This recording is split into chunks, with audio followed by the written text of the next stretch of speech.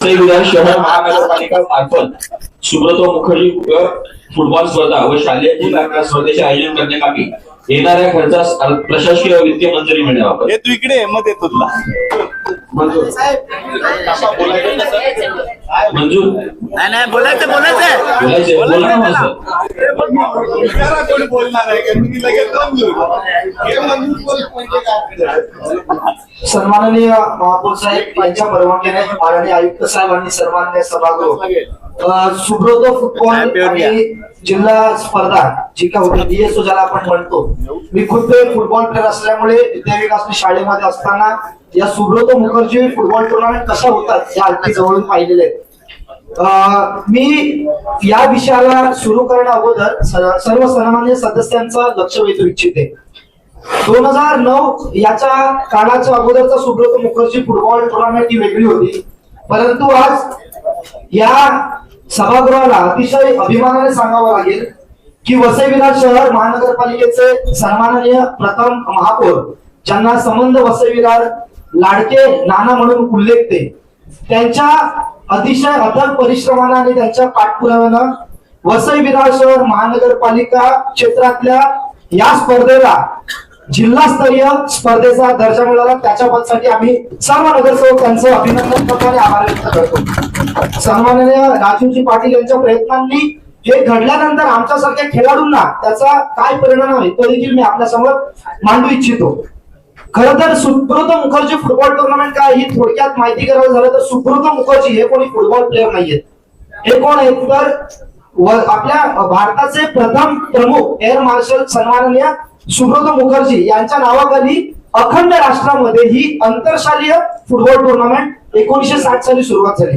आणि या football tournament अंतर्गत तुम्हाला अगोदर तालुका खेळावी लागते, नंतर तुम्हाला डिस्ट्रिक्ट खेळावी लागते, मग डिव्हिजन खेळावी लागते, मग स्टेट खेळावी लागते आणि त्यानंतर तुम्ही नॅशनलला जाता. आता DSO आणि सुब्रतो यातला फरक असा आहे की सुब्रतोचा जो जिंकलेला संघ आहे तो सगळाच संघ कुठे जातो, नॅशनल खेळायला जातो, एकटा दुकटा जात नाही.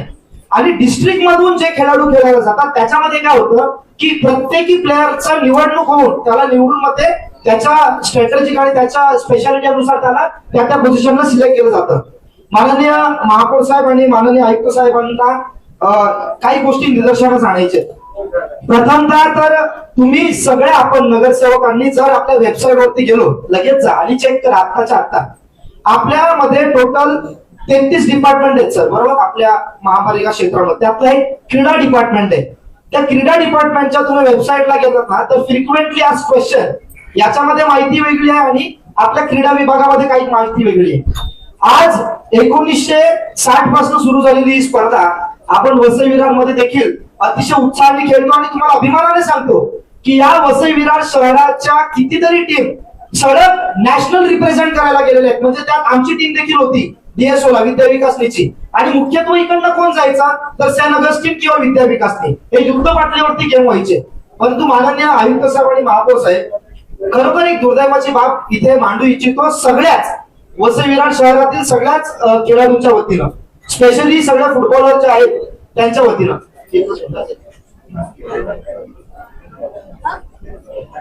ती बाब अशी की सर आपल्याकडे जी सुब्रतो टुर्नामेंट होते ती नेहमी आपल्याला ग्राउंडचा अभाव आहे.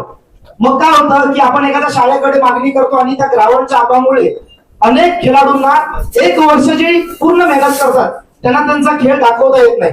आता ऑफिशियल टाइम फुटबॉलचा काय तो सगळ्यांना माहिती आहे, फिफा वर्ल्ड कप चालू आहे, 45 मिनिटाचा साहेब हाफ असतो.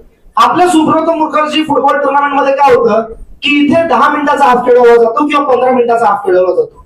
त्यात देखील दुर्दैवी बाब सांगतो, आपण इकडे मेन्शन केलेलं आहे की ही स्पर्धा अंदाजे 6 ते 8 दिवस राबवली जाते. मी खरंच इथे जे कोणी संबंधित अधिकारी आहेत त्यांच्याकडनं मला काही माहिती हवी आहे. महापौर साहेबांच्या परवानगीने ती त्यांनी दिली तर फार उत्तम होईल की मुळात ही साहेब टुर्नामेंट 6 ते 8 दिवस जर होत असेल तर मग त्या वेळेमध्ये त्या खेळाडूंना का खेळवलं जात नाही.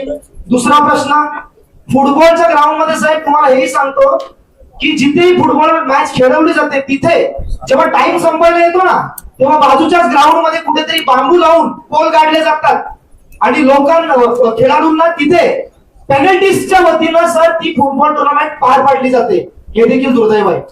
तिसरी अभावी गोष्ट, त्या मैदानामध्ये खेळाडू येतात. 15 वर्ष गट आता चेंज केले, वयोगट चेंज केले, 15 आणि 17 केले.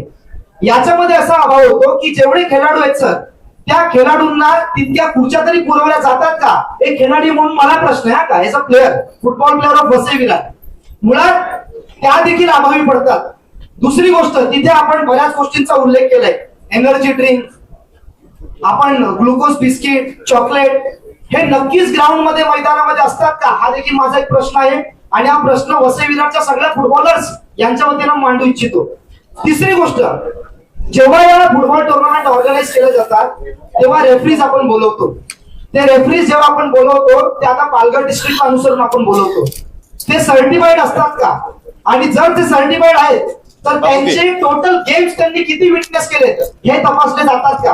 कारण असं होतं, तुम्ही जेव्हा इकडचा फुटबॉल खेळाडू किंवा एखादा स्पर्धक तयार करता तर तो त्याच्या कौशल्यतेने नॅशनल पर्यंत जातो आणि कुठेतरी तो राष्ट्रीय पातळीवरती खेळायला जातो. उदाहरणार्थ, या वसई विरार शहर महानगरपालिका क्षेत्रातली एक मुलगी, तिचं नाव मेघना देवांगा, तिने शॉर्टपुट मध्ये इंडिया रिप्रेझेंट केलेला आणि इंडिया रिप्रेझेंट करून तिने नॅशनल रेकॉर्ड सुद्धा घडवलेला.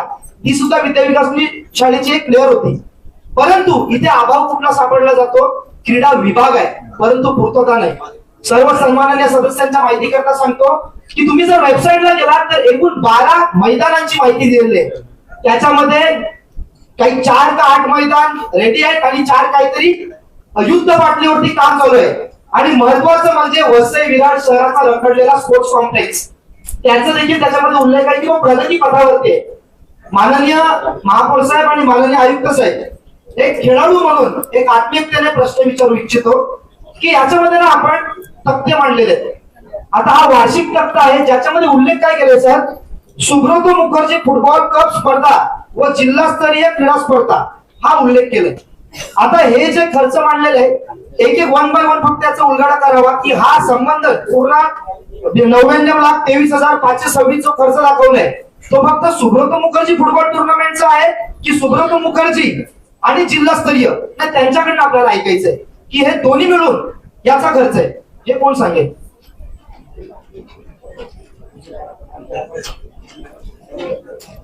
कोण माहिती देते?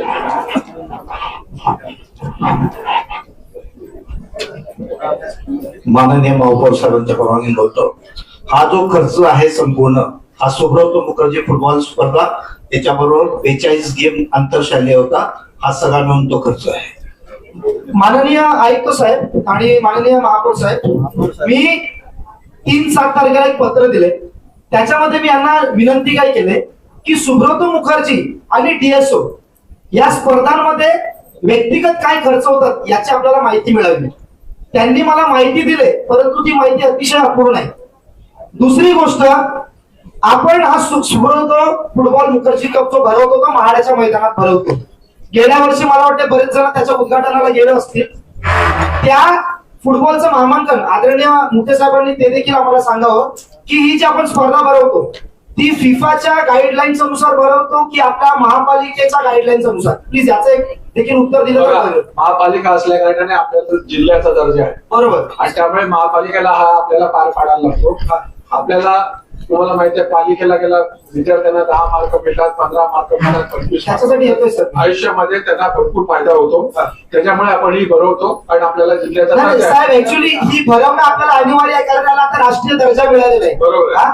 माझा प्रश्न स्पेसिफिक असा आहे सर की आपण ही जी स्पर्धा आपल्याला जे काय ऐका, आपल्याला भरवायचं आहे का नाही? भरवायची. बरोबर. आता तुमच्या काही अडचणी असतील, तुमच्या सूचना असतील तर निश्चित तुम्ही त्या स्पर्धेच्या वेळी त्याच्यामध्ये ऍक्टिव्हली भाग घेऊन काही अडचण असेल, काय कोणाला मिळत नसेल, काय चुकीच्या गोष्टी घडत असतील तर तुम्ही जाताना त्याच्यावर लक्ष ठेवायचं. साहेब, आमची एक सूचना अशी आहे सर्व सदस्यांच्या वतीनं, मुळात क्रीडा विभागाला कुठली कमिटी नाही, क्रीडा अधिकारी देखील नाहीये. आज हे दुर्दैव आहे.